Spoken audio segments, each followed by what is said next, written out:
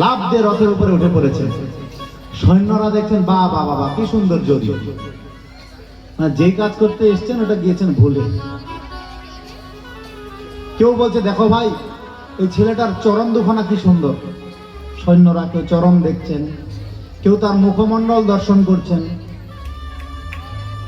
এক একজন এক এক ভাবে কৃষ্ণকে দর্শন করতে করতে পুরো ভেসে গিয়েছেন। আর কৃষ্ণ ধীরে ধীরে ধীরে ধীরে রথ চালাতে চালাতে পুরো ঘোড়াগুলোকে ছুটাতে আরম্ভ করেছে। আর এদিকে সানাই বাজছে, বিয়ের বাজনা বাজছে, কর্নার আর ফেরার নাম নেই।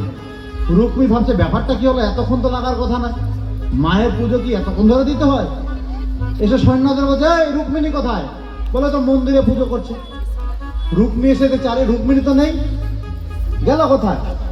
সৈন্যদের বলছে 10,000 সৈন্য পাহারা নিযুক্ত আছে, এর মধ্যে রুক্মিণীটা গেল কোথায়? বলে কোথায় গেল? ওই তো একটু আগে একটা রথ এসছিল, এটা কালা কালা মুরলিওয়ালা শ্যাম সুন্দর মুরলীধর একটা ছেলে এলো, এসে ওই তো রুক্মিণীকে রথে তুললো, নিয়ে চলে গেল।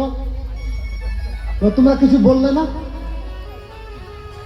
বলছে আমরা বলবো ভাবলাম, দেখলাম যেন মানিয়েছে ভালোই, নিয়ে যায় যাক।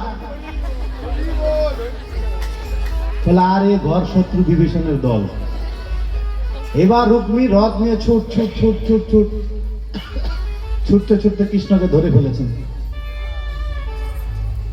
ধরে এবার ভয়ঙ্কর মারামারি।